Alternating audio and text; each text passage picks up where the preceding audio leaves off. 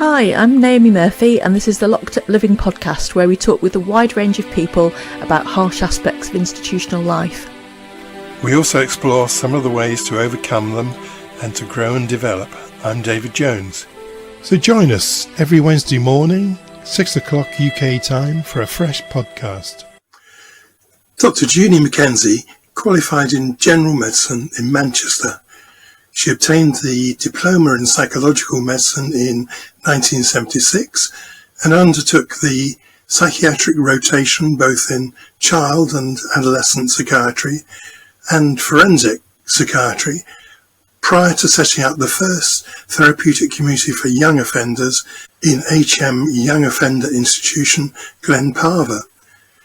She also worked in TCs at HMP Grendon, Gartree and Dovegate, as well as 14 other prisons and 2 regional secure units. She is also trained as a psychosynthesis psychotherapist and has been a practicing therapist and supervisor since her retirement from institutional and managerial positions. Her married name is Judy Isaac. Thank you very much for asking me. It's a privilege to be here. Very good to see you, Judy. You too, David. Hi Judy, it's really nice to meet you, and thank you very much for joining us today. So, Judy, you trained in medicine in Manchester. Is that your hometown? That's right. Yeah? Absolutely not. No, I'm a Scot. But I have worked all my life in England, I suppose, all my working life in England.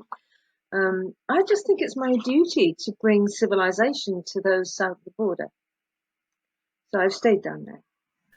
You did, and that's where I first met you, of course, in good old Berkshire, I think it is. Bucks. You were telling us, Judy, how you managed to find your way down south and work most of your career in England. Yes. But how did you make the decision to get into psychiatry and therapeutic communities? Well, I was talking about this with somebody else the other day. I think basically I'm a gossip. And even when I was a student on the medical wards, I remember my registrar, you know how you have to present cases? Every discipline presents cases. And we were supposed to give signs and symptoms and the rest of it, and then a nice, good history. And I started saying about how this poor chap was impacted in his job and with his family and the rest of it by his condition. And the registrar just went, "Oh my God, you ought to write for Woman's Own." And that was his verdict on my career. And I think it's been true ever since. I'm a storyteller. I like people's stories. And that's why I prefer psychotherapy, I suppose, to clinical psychiatry. And that's how I got into the therapeutic communities side of things, because I was lucky enough to have a placement with youngsters in the NHS, and that was just suddenly discovering how it could be instead of the cold clinical side of clinical medicine. So that was right at the beginning of your... Right at the very beginning, yes. And I was working in the young people's unit in Macclesfield. We were visited by an extraordinary woman called Mary Ellis, who was the senior medical officer, yes, in Felton Borstal. And I was just amazed by what they were doing. I suppose the other thing that happened was that I realized that because we had youngsters, all the people who were there had been convicted of some kind of an offence, but because their family had money, they came to the NHS and had therapy, whereas if they came from the back streets and were poor, they were shipped off to Borstal. And so I decided to go and see what was going on in Borstal. And that's how I got into the prison service, and then from that, therapeutic communities in prisons. So did you say that was at Feltham? Felton Borstal, yeah, before the new build. the old one. I remember the first night I was on call coming in and walking down the corridor and thinking, what's the noise? And it was cockroaches crunching underneath my feet. That was a pretty horrendous place, I think.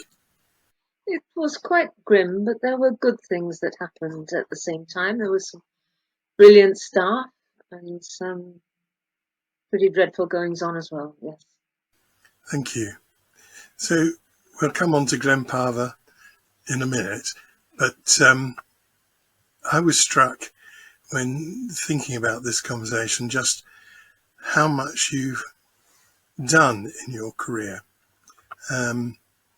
So even though I'd worked with you, I wasn't aware of that. So I came to the conclusion that you were someone who hides your lamp under a bushel. Why is that? Well, it depends what you mean by hiding your lamp under a bushel. For me, I was so passionate about TCs and prisons and it being the right way of being with people. And so I was interested in the work being out there. And there's plenty of people who can parade their egos, as you know, David. We all know. And I just find it quite tiresome. I stopped listening to them.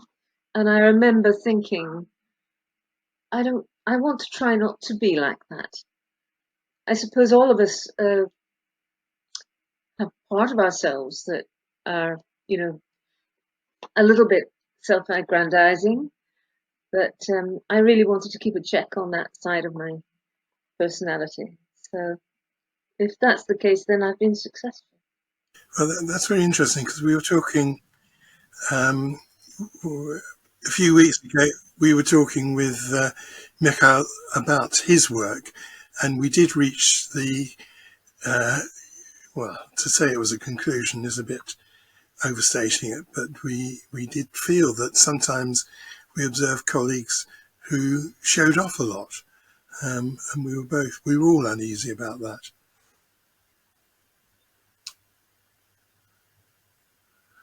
So you later then began to work at HMP. It wasn't HMP, was it? It was Young Offenders Institute, Glen Parva. How did you get there? HMYOI then, yes. Yes. How did you get there? Originally a Borstal. I'd finished my rotations and I wasn't sure where I was going because I was disillusioned with a very organic psychiatry school and they were disillusioned with me. So, we were headed for a clash, no doubt. And I was kind of looking around and I was offered a job in Glen Parva. So they said you can come and you can have a unit all to yourself to do what you want with. Who could resist? So that's what I did. I went down to Leicester and stayed there ever since. So was it you who started the So that's how. Therapeutic community at Glen Parva? At Glen Parva, yes. Yes. And what happened to it? Well, you can tell us something about it. Well, this was. You see what I mean? You see what I mean about hiding your lamp under a bushel? You can tell us all about Glen Parva. Oh, well, because it's no accolade to me. It's entirely my fault, unfortunately. When I left and went down to Aylesbury, young offenders, ostensibly with the idea of, I was going to do the same. I underestimated the importance of having to have a strong voice in the senior management. And there was nobody who was going to stand up for the TC once I'd gone. I hadn't realized how much I used to stride around shouting, and there was nobody to do that. What was left was the prison officers. And in those days, I don't know if you remember, you will remember, of course, prisoners They took what society couldn't manage, well, they still do, and they expected prisoners to be treated badly, and therefore staff were treated badly, and it was kind of kick them all the way down. So these poor prison officers were there trying to hold up the candle for a therapeutic community in the midst of what was a huge establishment, and nobody there to help in the senior management. So, I mean, they just got dumped on from a very great height. Judy, could you just say a bit for our listeners about why that happens, in the sense of if you've got people who are viewed quite contemptuously by society, why that then might mean that the staff also find themselves treated quite badly? Well, I think the whole establishment becomes tainted by the view of society of prisoners. People would rather not acknowledge the humanity, because it would mean that they would have to acknowledge their own culpability in so many areas, their own similarities to prisoners. In fact, when I retired and my husband retired, I remember him saying, I thought all the bad people were inside, locked up. But no, they're all out here. And he was quite right. He was quite right. So there's a kind of move to say, we don't have to think about it. We don't have to face it. We don't have to examine it. All locked away. And therefore we can do what we like with it because we're frightened of it. And so we can kick it about. That's my view. Does that sound too simplistic? Yeah, there does seem to be some kind of contamination effect, isn't there? Yes. That's one way of putting it, yes. Thank you. I was going to say, Judy, how would you put it? Well, again, I'm just reminded of being in Feltham when you said contamination effect. And we had a visit from people from the Royal College of Psychiatrists. And they came round and, I was showing them round and they were very dismissive and very negative. And one eventually said, well, and what do you do? How come you're here? And I explained I was on secondment from the rotational scheme in Manchester. And they changed completely. Oh, we're suddenly interested in what you've got to say now. And it's as if people dare not consider that anyone associated with the dark side might have anything useful to offer. But when we were starting to plan the accreditation documents, I remember Kirk laughing at me and saying, I said, it's important to look for the gift in the dark.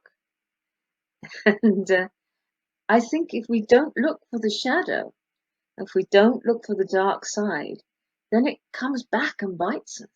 And that's what's happening now. The more we try to lock it away, the more dangerous it becomes. So, thinking about the gift in the dark, Judy, can I take you back to Glen Parva, because you rather kind of slipped past that. How did you have the idea of starting the therapeutic community? I just thought it was the right way to be with people. I wasn't into anything fancy about therapy the way people are nowadays. I just thought people, corrective emotional experience, if you like, if they were treated right. No, that sounds very naive. If in an environment which enabled them to look at themselves in a culture that encouraged it and helped them make sense of it and confronted them when it went wrong, then things could change. And those seemed all the elements of a TC, which I'd already experienced with young offenders with youngsters in the NHS. And so I wanted to do the same for these kids who didn't have a chance in the prison service. So where did you get the idea from?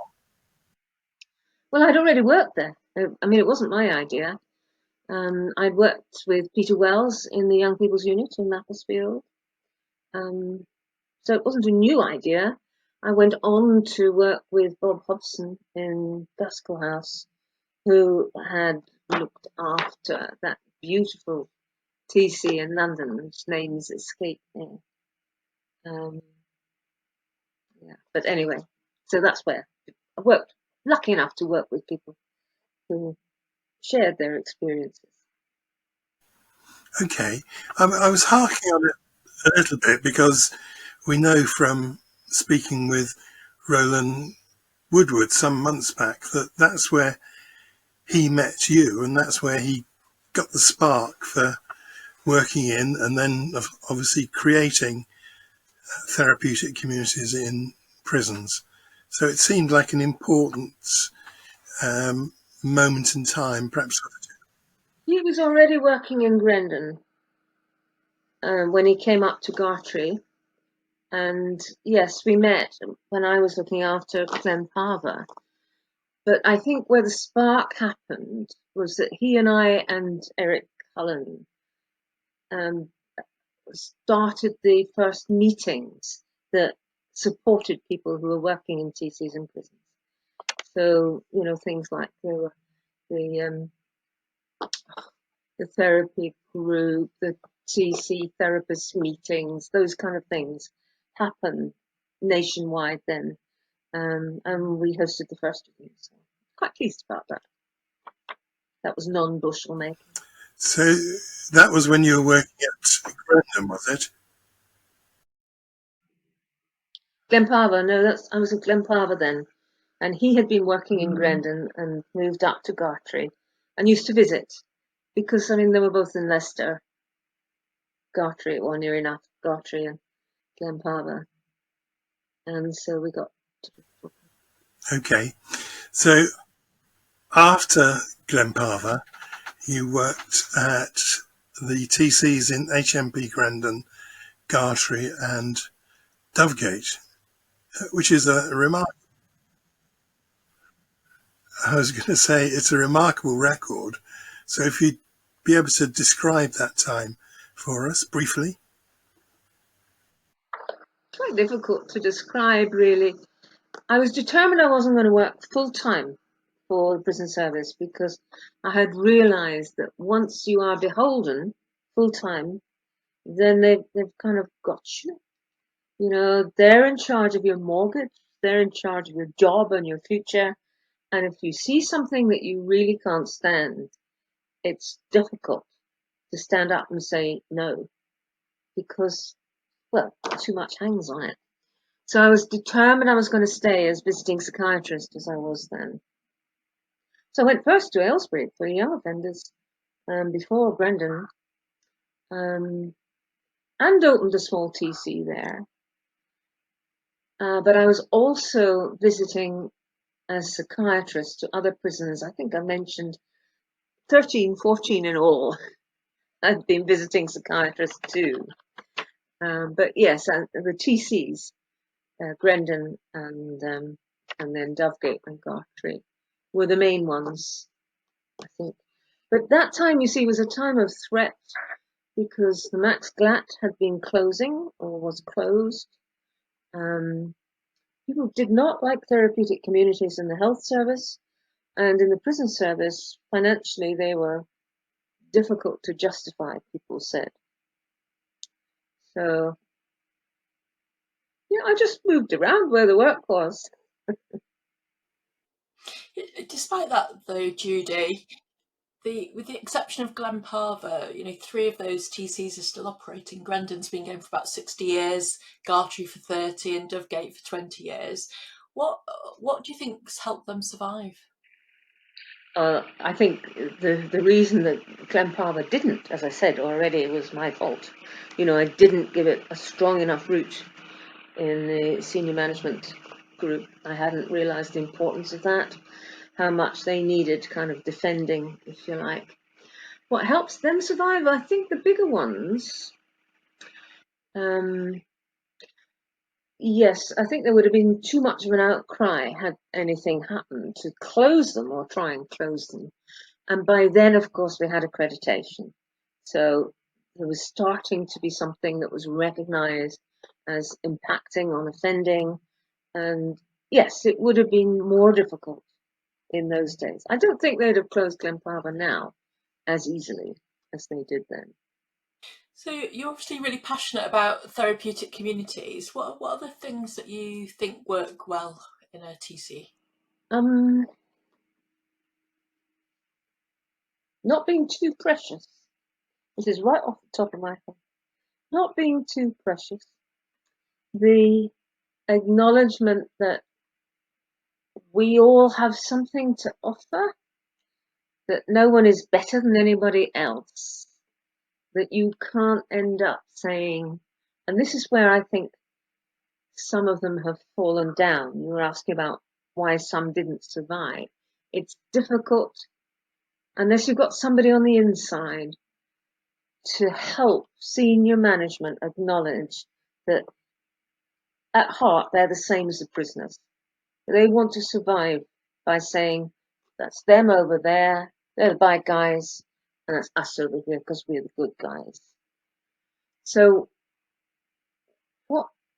what's important is that we acknowledge we're all in this together, I think.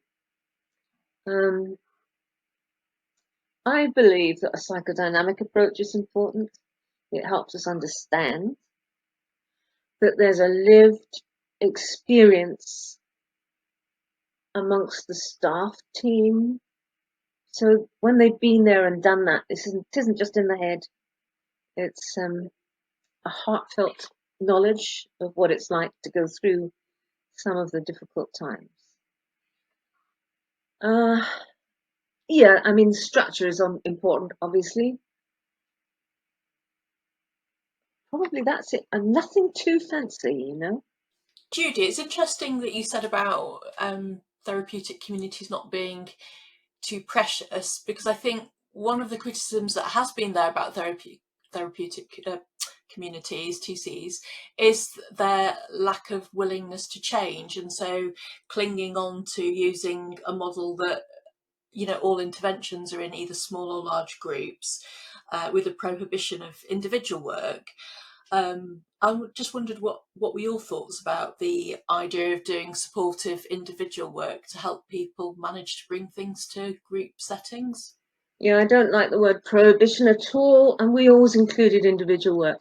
I think all that matters is that it is fed back into the large group. Otherwise, what happens is it gets split off. I'm sorry, this keeps sliding off my head now. The material gets split off and can be used in a negative way. So yeah, I think I think TCs are a broad church. You know, we don't have to stick rigidly to a model, but there are features of that model that are essential, like the large group, like everything being fed back. But other than that, I wrote a paper. I do have a book, which is not a very erudite book, but it's called Trust and Change, and it does have a chapter about how you don't have to have anything very special, but trying to think of the right way of saying it now. It's like the techniques are the icing on the cake, and the techniques are what people get off on, and they say, oh well, we can be a something kind of a therapist, another kind of a therapist, but the cake is the community itself. And that's what matters. You can put any kind of icing on it. You can put pink icing, chocolate icing. You can have psychodrama. You can have art. You can have outdoor activities. It's the cake that matters, and some kind of icing to help people think they know what they're talking about. None of us do, really. But yeah. Yeah, I think I'm inclined to agree with you. I think that sense of community and belonging, sadly, doesn't get the same visibility, even though that seems to be the thing that's really important about work in any kind of residential setting, really, and there's far too much competition about therapeutic models, which you've captured quite nicely there. But you can't measure it very easily. That's the problem. Yes, that's a lot more complex, isn't it, than sending someone to so many sessions of something. Compared to a hospital setting, prison TCs function on a shoestring and with very restricted staff. And of course, there isn't any spare money in the criminal justice system. But do you think more staff would make a significant difference to effectiveness? I think it's much, much better that they don't have as many staff as as the NHS. Probably be shocked for saying that, really. The TCs I worked with in the NHS, I mean, the first one, there were 4 times as many staff as there were inmates, prisoners, patients, whatever you wanted to call them. 4 times. That's an awful lot of staff. And that meant that the staff, 20 or 30 of us, used to spend hours and hours and hours in groups trying to process and take everybody's opinion into account. Meantime, the half dozen youngsters that we had were running riot outside because we was too busy thinking about our own stuff. No, I'm not in favour of more staff. I think I've said enough about that. I mean, obviously you need to have enough to do the tasks, but yeah, I think they had it about right. It was certainly more than in the ordinary wards than the ordinary landings. Judy, in the book that you co-wrote, Dovegate, a therapeutic community in private prison, it's a very interesting book, actually. You describe very powerfully the schisms and destructiveness that can develop in prison TC senior teams. And that was clearly your experience at Dovegate. But I think also we experienced it at Grendon, and I also experienced it at Millfields in East London. So it does seem to be a feature which can readily emerge. Do you think it's inevitable? I think it's inevitable if there isn't a culture of helping people process what's projected into them from the people they're dealing with. And I think that's what it's about.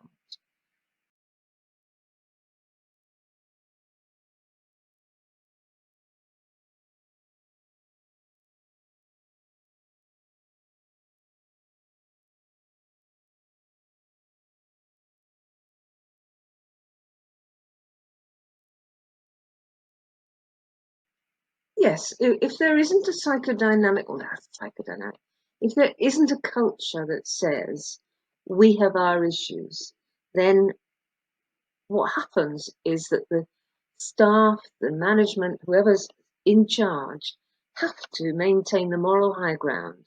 And that means they have to keep either the prisoner or the patient in the sick role.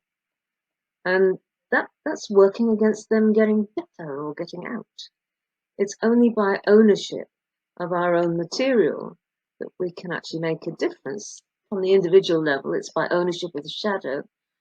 And that means many people aren't going to want to work in that kind of environment. It's difficult. It's scary. It's certainly scary. Absolutely. When I worked in the Fens unit at Whitemore, where we offered a lot of group work as well as individual work, and also large groups.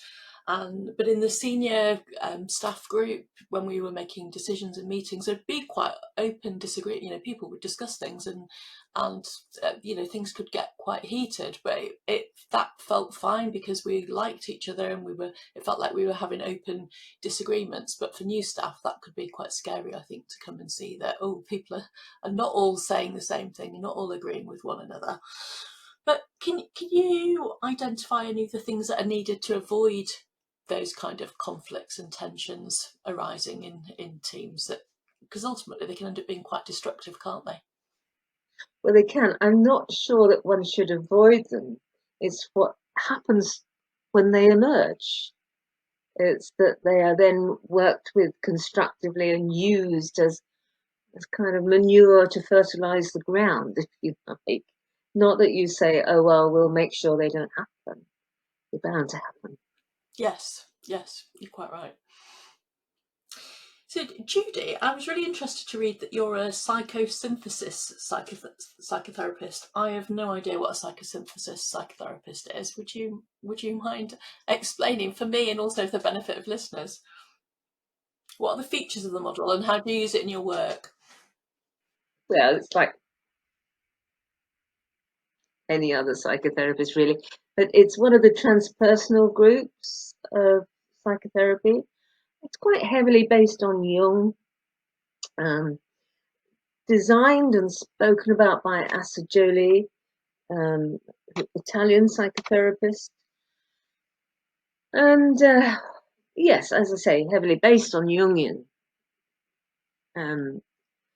Jungian thoughts and models, but also has some specific models. So because it's transpersonal, it will try and include the transpersonal element. So it sees symptoms as,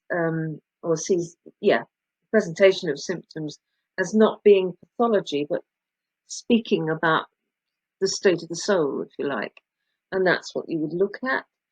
And also one of the key things that I used to love with it was subpersonalities, which is essentially the different parts of ourselves and has really taken off and very fashionable at the moment with internal family systems. But it's bigger than that, but it included that years ago as well. But other than that, the principles are the same as. Thank you. And finally, Judy, it sounds like you've worked in some really challenging situations during most of your career. I mean, it can take its toll working in the prison system. How have you looked after yourself and kept yourself emotionally balanced over the course of your career? I don't know if I have. I think that's probably a matter of opinion as to whether I have or not. I think how I looked after myself mostly, the two main features that have contributed to the way things turned out and kept me okay, I think, were partly my husband, who's unfortunately dead now, but yes, at the time he was an enormous support. And we lived on a boat. So we were continually surrounded by nature and a different way of life to the cut and thrust of the city life. Thank you. That's really interesting and fascinating answer in terms of the choice to live on a boat as being the solution. Well, don't know if it would be for everybody, but it was for me. Thanks very much, Judy. I'm back. Thank you very much for asking me today. Hope it's been. Do you think you've said everything you wanted to say? No, I never have. But you don't want me to go on all night, do you? Well, I think David's right. I think there is a sense of hiding your light under a bushel. So you've clearly done so much and been really instrumental in so many really important services. But there is a sense of you kind of like in the interview being a bit will-o'-the-wisp and disappearing when actually you've obviously got so much knowledge and experience that maybe you're a bit too humble. Oh, well, I think I mean thank you. Come and write my biography. How about that? Good. Well, thanks very much. I agree with Naomi. Thank you.